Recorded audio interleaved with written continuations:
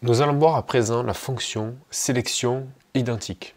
Alors, j'ai préparé ces formes avec différentes couleurs de contour, différentes couleurs de fond, différentes épaisseurs de contour, différentes transparences, différents effets. Voilà, donc ça me permet d'avoir un peu de tout comme échantillon. Alors, j'aimerais commencer par vous montrer identique avec la couleur de fond. Donc, je vais sélectionner cet objet, voilà, le 2A, ici. Je sélectionne donc mon objet. Je vais dans Sélection, Identique, Couleur de fond. Donc là, quand je vais cliquer Couleur de fond, il va me sélectionner tous les objets qui ont la même couleur de fond que mon premier objet que j'ai sélectionné. Donc la couleur de fond donc, qui est rose. Donc là, tous les objets avec une couleur de fond rose ont été sélectionnés. Vous voyez, même celui-ci, qui a un contour rouge. Parce que là, j'ai bien précisé couleur de fond. À présent, je vais sélectionner toujours le 2A. Et dans Sélection, je vais choisir Identique, Couleur de contour. Donc là, il m'a bien sélectionné tous les objets qui ont un contour noir. Peu importe l'épaisseur. Donc les contours fins, les contours épais, et même les contours dont l'objet est transparent. Voyez ? Alors, je vais sélectionner toujours le 2A. Et cette fois-ci, je vais choisir Identique, Aspect. Donc en fait, là, il m'a choisi les objets qui étaient identiques. Donc là, le 2A est identique au 3A, identique au 4A, au 5A. Donc si je choisis celui-ci, le 2B par exemple, sélection, identique, aspect, voilà, il va me choisir ces 4-là. Donc il ne va pas me choisir les autres, parce que les autres n'ont pas la même épaisseur de contour, ils n'ont pas les mêmes effets, donc c'est ces 4-là qui sont identiques. Alors au niveau de l'opacité, si je choisis par exemple le 2A, et que je choisis sélection, identique, opacité, donc là, il va me sélectionner tout le monde, sauf la rangée du bas, donc qui est opacité 50. Voilà, les autres sont opacité 100%. Donc là, si je choisis par exemple le 2E, sélection identique, opacité, vous voyez que là, il me choisit la rangée du bas, parce qu'ils sont tous à 50% ici.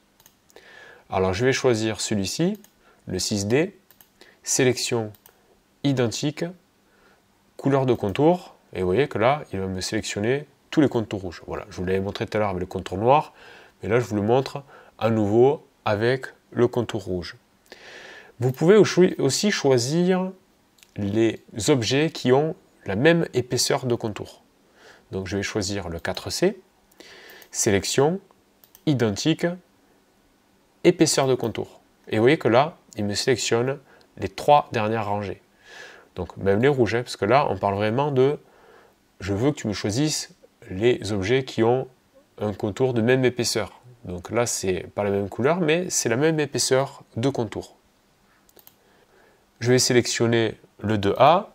Si je veux les objets qui ont le même contour et le même fond, contour et fond, et vous voyez qu'il va me sélectionner cette rangée-ci. Donc là, il va même prendre l'objet qui a un aspect différent là, avec la petite ombre derrière. Alors, je vais dessiner deux objets comme ceci avec. Alors, je vais chercher la fenêtre transparence et je vais me mettre en mode de fusion produit. Voilà, comme ceci. Donc là, je suis en produit, donc on le voit. Voilà, donc je vais créer mes deux formes comme ceci, et là je vais me mettre en mode, voilà, en mode de fusion produit. Alors je vais sélectionner donc ce carré rouge qui est en mode produit, et là dans sélection, identique, mode de fusion.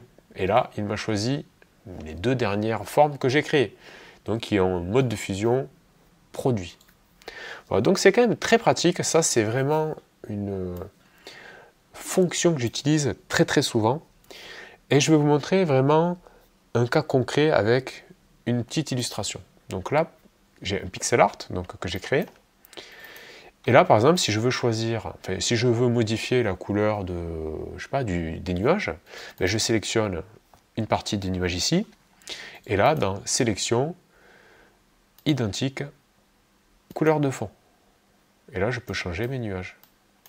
Si je veux changer, on va dire, le foncé de mes arbres, ben je choisis celui-ci, par exemple, Sélection, identique, couleur de fond. Voilà. Et donc là, je peux faire un peu plus foncé. Voilà. Et si j'avais, bon là j'ai que 2 arbres, mais si j'avais, je sais pas, 100 arbres dans mon illustration, ben, c'est quand même beaucoup plus pratique de faire comme ça. Voilà. Donc c'est pareil pour l'herbe ici, sélection, identique, couleur de fond. Voilà. Donc c'est quand même vraiment, c'est vraiment très très pratique. Hein. Quand vous avez vraiment une illustration qui est très riche avec, moi par exemple quand j'ai des planches de personnages avec, des fois j'ai 100 personnages sur la planche, par exemple des personnages qui ont la peau jaune, ben, si je veux modifier le jaune de la peau de tous mes personnages, ben, je passe par cette fonction-là.